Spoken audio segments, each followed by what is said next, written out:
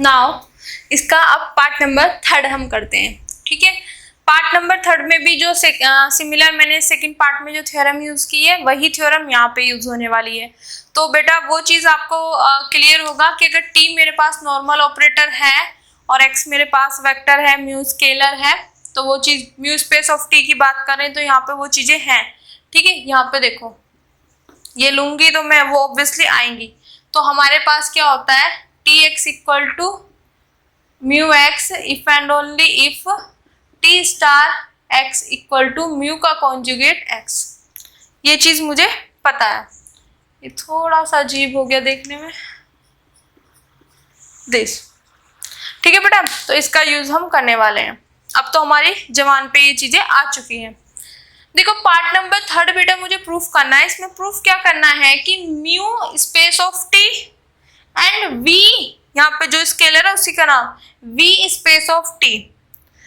और जहां पे म्यू और वी जो मेरे पास स्केलर है बेटा वो डिफरेंट है, इक्वल नहीं है, मतलब डिफरेंट है। तो हमें दिखाना है कि जो म्यू स्पेस ऑफ टी है, वी स्पेस ऑफ टी है, वो क्या होंगे, ऑर्थोगोनल होंगे। अब देखो दो स्पेस को मेरे को ऑर्थोगोनल दिखाना है। अगर उन दोनों स्पेस को ऑर्थोगोनल दिखाना है तो उनके मतलब जो वेक्टर्स होंगे, इसके अंदर जो वेक्टर हुए, इसके अंदर जो वेक्टर हुए, मैं उनको ऑर्थोगोनल दिखाऊंगी। क्योंकि जब दोनों के वेक्टर ऑर्थोगोनल होंगे तो ऑब्वियसली वो स्पेस भी ऑर्थोगोनल होंगे। यही चीज करते हैं ना कि जब हम ऑर्थोगोनल दो सब स्पेस को दिखाते हैं, कोई दो म्यू स्पेस ऑफ टी और वी स्पेस ऑफ टी, दो स्पेस को दिखाते हैं, और अगर ऑर्थोगोनल दिखाना हो तो हम क्या करते हैं, उनके वेक्टर्स को, जो उनके अंदर वेक्टर है ना, उनको ऑर्थोगोनल दिखा देते हैं। अगर उनके वेक्टर ऑर्थोगोनल हो जाएंगे तो वो स्पेस ऑर्थोगोनल हो जाएंगे, ठीक है। तो मैं मान लेती हूं कि इसका एक वेक्टर ले लिया x, इसका एक वेक्टर ले लिया y, ठीक है। और म्यू और v मेरे पास दोनों के दोनों डिफरेंट है। इतना क्लियर हो गया बेटा, ठीक है। इन दोनों स्पेस को ऑर्थोगोनल दिखाना है तो इसका मतलब इनके अंदर वेक्टर्स जो हैं उनको ऑर्थोगोनल दिखा देंगे। तो मैंने आर्बिट्रेरी ले लिया, अगर इसके दो ऑर्थोगोनल है, मतलब इसका वेक्टर ले लिया, इसका, अगर ये दोनों ऑर्थोगोनल होंगे तो ऑब्वियसली इसके जितने भी दोनों के वेक्टर्स होंगे वो भी ऑर्थोगोनल होंगे आपस में। इतना क्लियर। अब देखो x बिलोंग कर रहा है इसके अंदर, तो इसमें किस तरीके के, ये x अगर इसके अंदर गया होगा तो किस तरीके का होगा, म्यू यहाँ पे, t यहाँ पे, और ये वेक्टर होगा यहाँ पे। क्लियर, समझ आया? स्केलर ये t यहाँ पे और ये वेक्टर यहाँ पे, इस तरीके मतलब tx equal to mu X. अगर ये y इसके अंदर गया होगा तो किस तरीके का होगा, ये म्यू v, सॉरी जो स्केलर होगा यहाँ पे, ये t होगा यहाँ पे, और जो वेक्टर है वो यहाँ पे, मतलब ty इक्वल टू vy, ठीक है। जो भी वेक्टर इस तरीके की फॉर्म बना देगा वो इसके अंदर जाएगा, जो भी वेक्टर इस तरीके की फॉर्म बना देगा इसके अंदर। सिर्फ आपको ना ये पढ़ना आना चाहिए कि किस तरीके से बनाया। ये तो हमें समझ आ गया म्यू स्पेस ऑफ टी में किस तरीके के, tx equal to mu X type के। बट बेटा हिल्बर्ट स्पेस के वेक्टर जा रहे हैं तो यहाँ पे ये थोड़ी ना कि म्यू ही हो स्केलर, जैसे यहाँ पे चेंज हुआ यहाँ पे भी चेंज हो रहा है, तो चेंज होते रहते हैं, उसी हिसाब से हमें बनाना आना चाहिए। तो जब यहाँ पे स्केलर ऑपरेटर, ठीक है, जो वेक्टर है वो लगा दिया, स्केलर ऑपरेटर जो वेक्टर है वो लगा दिया, तो वही चीज मैंने यहाँ पे लिखी है, tx equal to mu X and ty equal to vy। अगर ये इसके अंदर है तो इस फॉर्म में होगा, ये इसके अंदर है तो इस फॉर्म में होगा, ठीक है।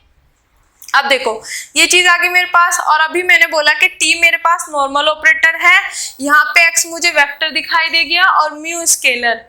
तो अगर ये चीज है और यहाँ पे इफ एंड ओनली इफ का केस है तो इसकी जगह ये लिख सकती हूँ, वो लिख दिया, ठीक है। फिर सिमिलर t मेरे पास नॉर्मल ऑपरेटर है, यहाँ पे v मेरे पास स्केलर है, y मेरे पास वेक्टर है, तो यहाँ पे अब आ जाएगा यहाँ पे बेटा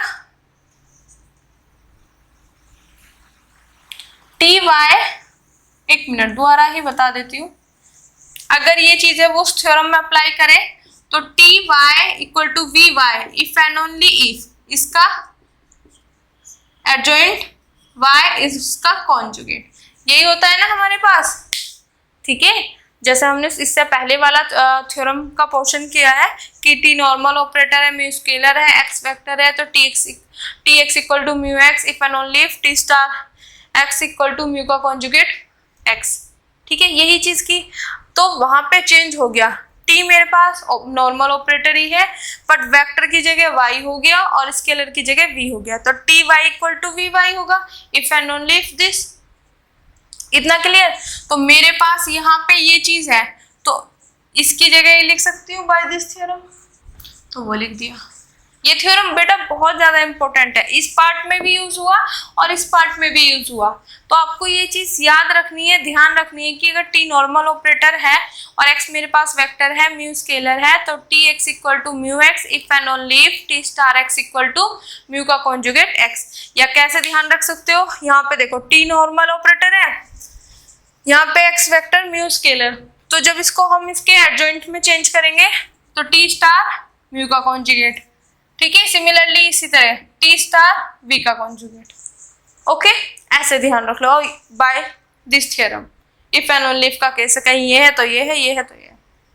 ठीक है, अब बेटा मेरा मेन टारगेट क्या है, सॉरी, इन दोनों को ऑर्थोगोनल दिखाना। तो इन दोनों को ऑर्थोगोनल दिखाने के लिए हमने क्या किया, इन दोनों के वेक्टर ले लिए, उनको हम ऑर्थोगोनल दिखाएंगे। अब बेटा किस मतलब यहाँ पे x ऑर्थोगोनल y दिखाएंगे। अब किसी भी दो वेक्टर को ऑर्थोगोनल किस तरीके से दिखाया जाता है, अगर हम ये दिखा दें कि इन दोनों की अगर इनर प्रोडक्ट मेरे पास 0 आ जाए तो वे दोनों ऑर्थोगोनल होंगे। तो मुझे x और y को ऑर्थोगोनल दिखाना, तो इसका मतलब मुझे क्या दिखाना पड़ेगा कि x और y की जो इनर प्रोडक्ट है वो इक्वल टू क्या होगी मेरे पास 0 के इक्वल। इतना क्लियर?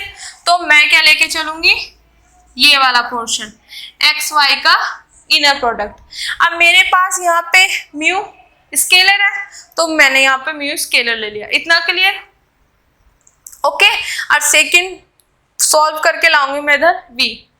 ठीक है, इधर म्यू होगा, इधर v आएगा। ओके, तो ये समझ आ गया। दोनों को ऑर्थोगोनल दिखाना है, दोनों वेक्टर को ऑर्थोगोनल दिखाने के लिए इनकी इनर प्रोडक्ट को मुझे 0 दिखाना होगा। इनर प्रोडक्ट ले ली, स्केलर ले लिया, इधर सोल्व करके ये वाला स्केलर हम लेके आएंगे। अब म्यू एक्स देखो, अब ये यहाँ पे है, अब मेरे पास क्या होता है, प्रॉपर्टी होती है alpha X Y equal to क्या होता है, अगर ये मेरे पास स्केलर इनर प्रोडक्ट में फर्स्ट प्लेस पे होता तो ये एज इट इज बाहर आ जाता है। ठीक है, तो मैं इसको कैसे करती हूँ, इस स्केलर ये बाहर बैठा हुआ है, तो जब इसको मैं फर्स्ट प्लेस पे लेके जाऊंगी तो ये क्या आ जाएगा एज इट इज। क्लियर? या इस फॉर्मूले से देख लो, बाहर ये है, ये चीज है, तो इसको ऐसे या बोल दो कि बाहर बैठा हुआ फर्स्ट प्लेस पे जाएगा तो एज इट इज, अगर फर्स्ट प्लेस पे है तो बाहर आएगा तो एज इट इज, उस पर कोई फर्क नहीं पड़ेगा, वो अंदर जाए बाहर जाए एज इट इज रहेगा फर्स्ट प्लेस के लिए। म्यू एक्स किसके इक्वल है, टी एक्स रख दी वैल्यू।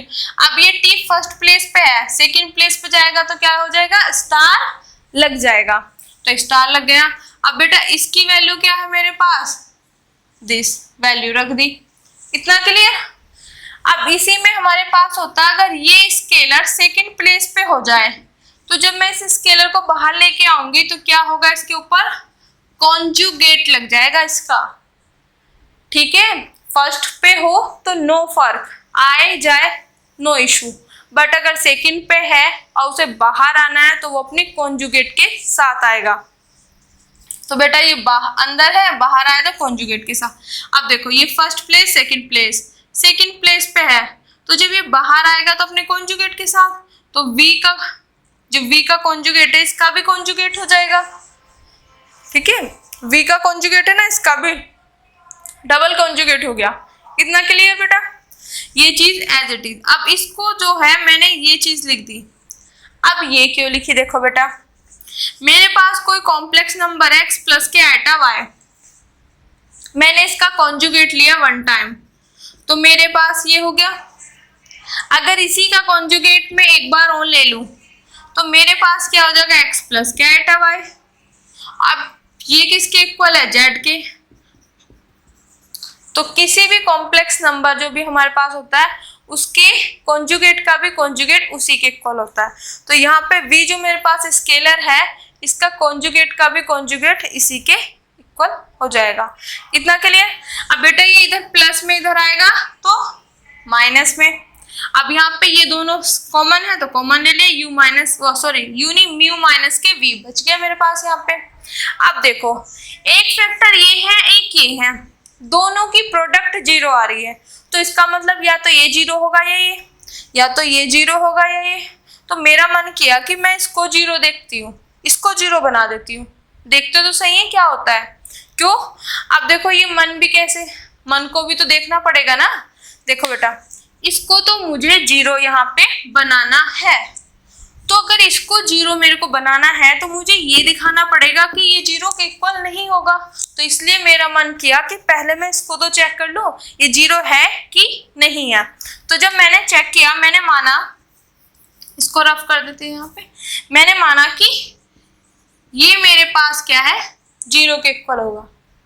ठीक है, जैसे ही ये 0 के इक्वल हुआ तो ये दोनों क्या हो गए इक्वल।